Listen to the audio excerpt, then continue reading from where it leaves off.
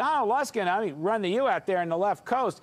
This kind of oil plunge, and it looks like it ain't over yet if you take a look at the charts. I don't know what the charts tell us, but they look very plungy to me. This is just destroying any potential for any inflation in our lifetime. Well, let's look at the relationship of cause and effect. What's causing this decline in oil and in all other commodities, in fact, gold least of all, by the way, and the rally in the dollar, is that expectations have changed so much about what the Fed is going to do. 5 weeks ago, the fixed income futures markets were calling for 3+ Fed rate cuts in 2007. Those expectations have come in by more than half.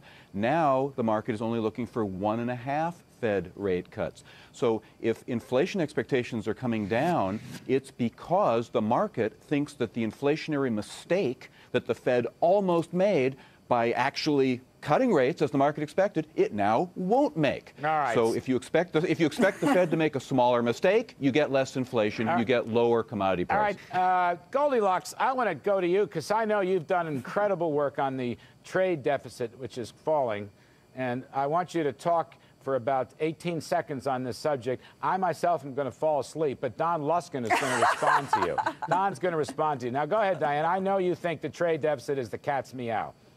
Well, I'm actually really impressed that finally, I think in 2007, we're going to see the first full-year improvement in the trade deficit since 1995. It won't be enough to stave off the sort of protectionist rage we're seeing come out of Washington these days, but I don't think anything's going to happen in the legislative front there anyway, so I'm hopeful for gridlock on that front.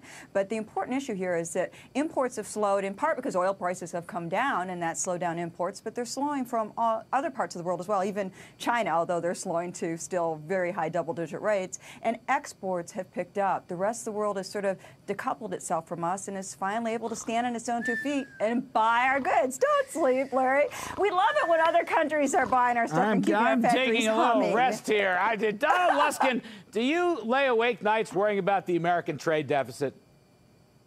You know, I can't say that I think about it all that much, except when your producer calls me and tells me to prepare to talk about it. But what I do want to say, it's going to add 1% to growth in the fourth quarter. All right, Don Luskin. The improvement in trade alone, 1%. All right, now That's Diane put a lot of elbow grease. She wrote, God knows, 3,000 words on this thing, and then I think she revised it this afternoon. I actually stayed up last night and read the thing, but I did snooze off a little bit. So, Don, why is this a big deal?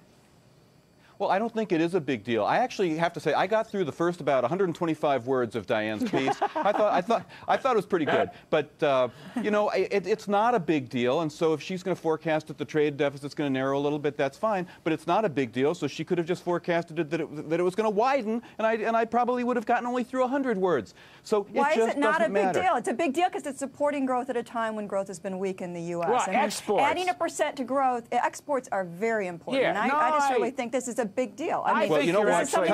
Economies. Exports wait. Let's look at the record. Economies that are fast-growing, like China and like the United States, have big trade deficits. Slow-growing socialist economies like Germany and Japan have trade surpluses. So trade deficits, if anything, are good. So I'm not thrilled about the idea of it shrinking, except maybe it'll shut up some of the protectionists in Washington. No, it doesn't. It means that we have grown so much. We have grown so much in the last 10 or 15 years. We've accumulated so much wealth in this country. If we didn't spend it somewhere, boy, you'd have the imbalance of all imbalances. Let me go to Quentin Hardy. You are right about the high. Now, Diane, I will give you this. You've stumbled on a key point. The export improvement says a lot about American competitiveness. I do like that. But I want to go to Quentin Hardy. First of all, Quentin, you have a thought on the trade. You're kind of a big twin deficits guy, aren't you? Budget deficits, trade deficits. No, Larry, couldn't we just talk about the career of Britney Spears or something that has some relevance to the economy? Britney Spears? Because frankly, did you see the picture of her in the New York Post? She's all washed out, washed up.